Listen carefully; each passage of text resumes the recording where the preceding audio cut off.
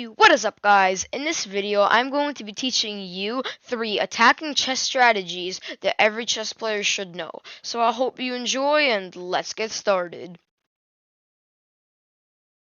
You ever started a chess game and just wanted a nice, aggressive attacking game, but you never had the opening for it? Well, this video solves that problem for you because the Wayward Queen Attack is the perfect opening for that concept.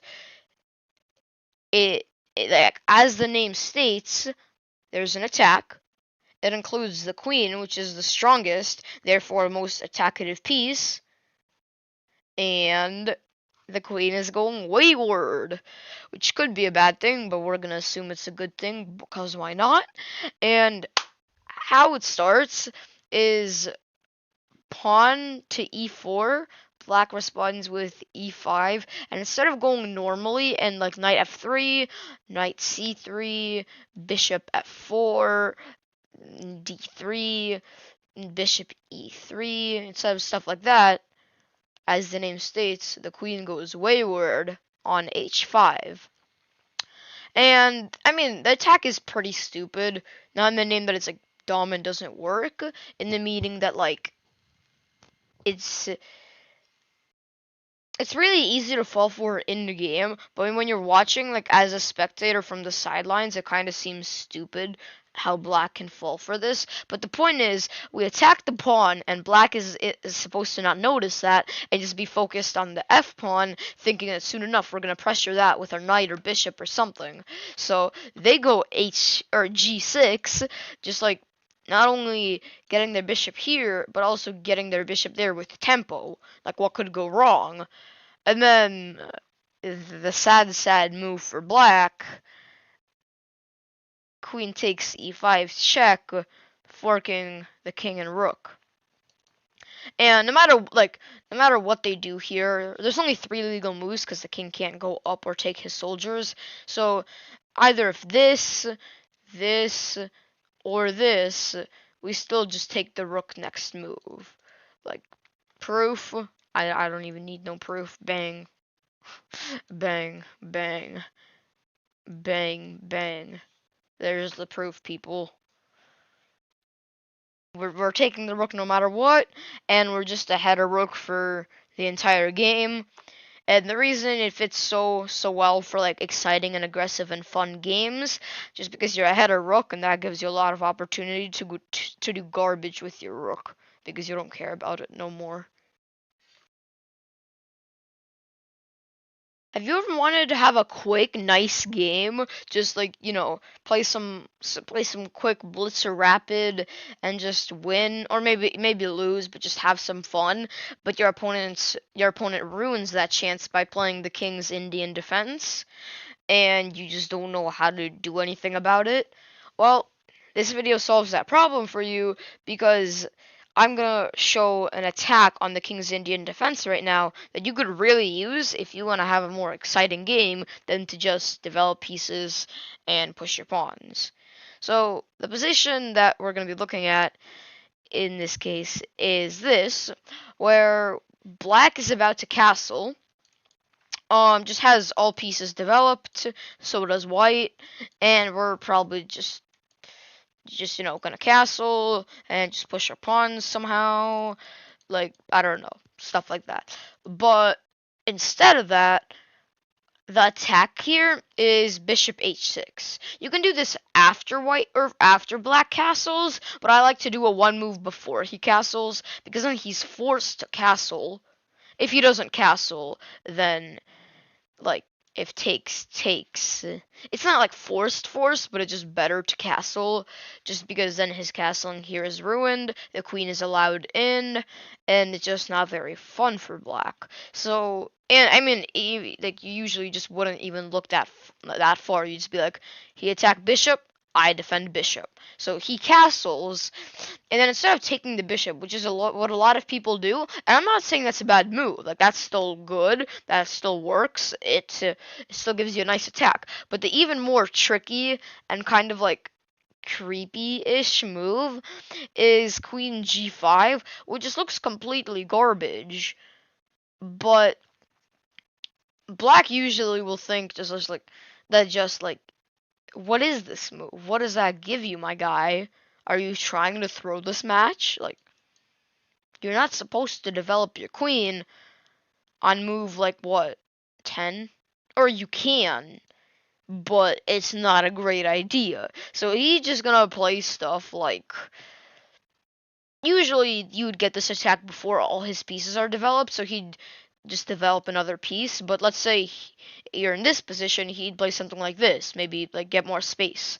And then you play another weird move with your queen, queen h4. It's a long attack, but your opponent will never like spot it just because you can't see that far really. You just just gain space while he's doing garbage and you think you're solid. And then sure he plays here, for example, bishop here, he, I don't know, goes here, maybe wanting to push the pawn like next move. And then you go knight g5, and here is where like opponents above the rating of like 1300 or 1200 will start figuring out what's going on, but most people won't. Even like people at like 1600 maybe won't, just because like to see what's gonna happen you need to actually think about the position, but you usually wouldn't think about it if you're at a low level just because you think you're fine. So what happens is, okay, let's say they push the pawn, takes, or not takes, they just do their garbage, like that's the point, like develop pieces. It doesn't matter exactly, like them pushing the pawn doesn't really matter. I'm just saying like just like anything really, like let's say take with this for example, we're not going to be talking about them taking the pawn. I just took a random position with the queen side just because that's not the point here. Then the point is they do whatever they want, they develop their pieces, whatever, and we take it. King takes back, because why not? And the h7 pawn is just kinda kinda screwed, because the knight's the only thing defending it. And even after rook here, do you really want your king over here? And or the pawn isn't completely screwed, but because it's white to move, it is. Like sure, like actually rook h8 would be nice, but because it's white to move, white still has some nice tempo. Like in this case, like that's not a nice trap. By the time white had time to do all of these moves, surely Black's Knight is already developed, unless you're in a rating in the negatives. Like after like what move, like 13 or something, the knight is probably gonna be here. So what you do is you go knight d5, threatening to take, and then mate, threatening that. And I mean, it kind of worked out nicely in this position that the rook was here. But let's ignore that the rook is here. Let's pretend that it's like, I don't know, here or something.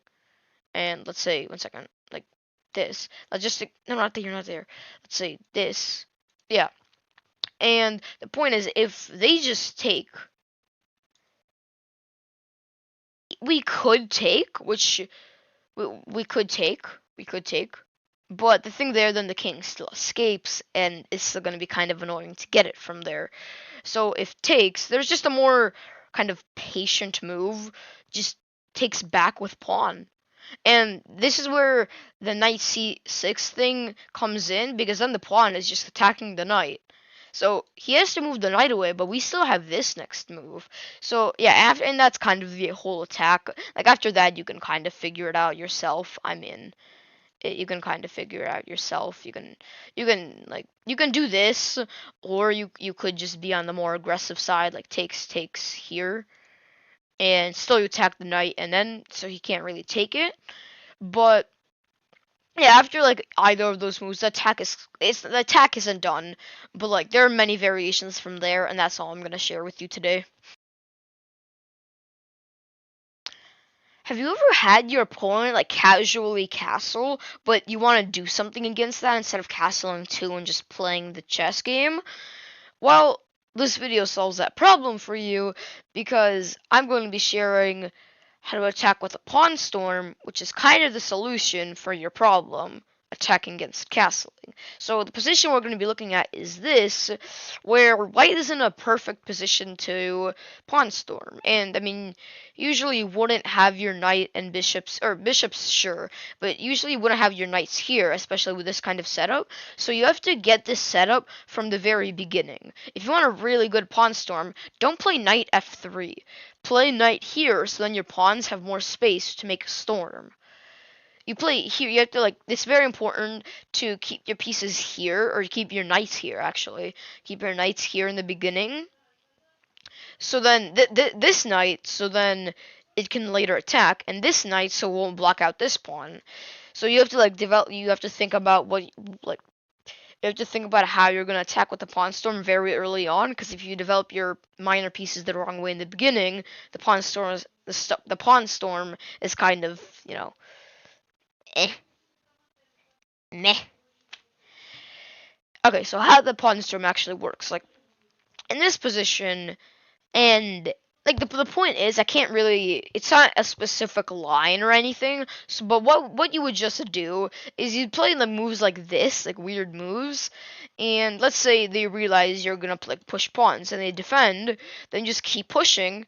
I mean, let's say they gain more space, like this is a very common move actually. So takes, let's say we move back. Let's say we move back, so then this isn't allowed. This is, like, it's not part of the actual attack, but let's say that happens. Like, the queen side doesn't really matter here. Focus on this side.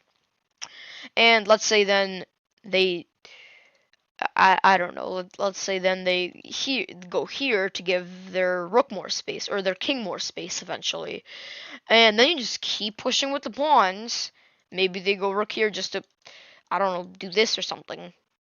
I mean, your opponents can have crazy ideas all they want, Okay, here, I guess, defend the bishop. Then let's say they do this. Let's say takes. And then the point, like, the key move here, the key move is g5. Now, because pawn storms are in many different variations, I can't exactly tell you what to do, because your position might be a lot different. But the key move that you're almost always going to have when your opponent's knight is on f6 and your opponent move pawn h6 is this move when your pawn's over here to force him to take, because if he doesn't take and moves his knight away, then takes and his king's just exposed. So he's forced to take it, then takes, and we have the rook file open. That's kind of the point of the whole attack. Sure, then there's this, but not the point. The rook file is open. That's the point. And after that, like, this is only specific for this situation. Like, the point is you can like, in this position you wouldn't be able to do anything, but you get your queen, you have the open file, and you have g6 eventually.